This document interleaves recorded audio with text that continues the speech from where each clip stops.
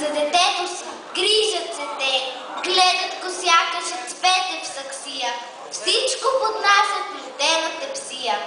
Слага му баба в устенцата хляба, таткото млякото, супата мама, гледат го всички, обич голяма. Мими се мръщи, потропва, пищи. Супа не искам, разбираш ли ти? Мамина ми, що искаш, кажи ми? Искам бисквити, ала шоколадови, сладки, каквито ни дадоха Владови. Мъжо, бисквити ти достави ти. Татко излиза набързо по риза, носи кутия с бисквити, обаче не так кутия и мимето плаче. Тези неща, направете ми крем. Крем ли? Щом искаш и крем ще дадем. Мъжо, изтича яйца ми купи.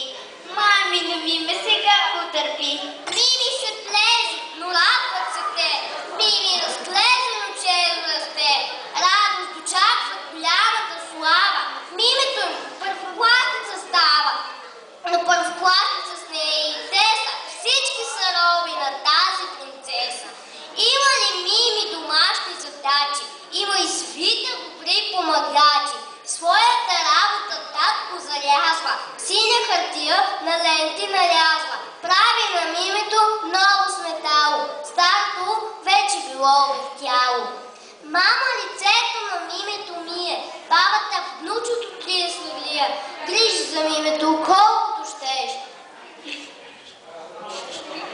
Мими, ти ми си, за да го раздеш. Вкъщи случайно тя днес сама е, ама без работа Мими се мае. Скални обувки лежи на чершафа, гладна е тя, но далече е шкафа.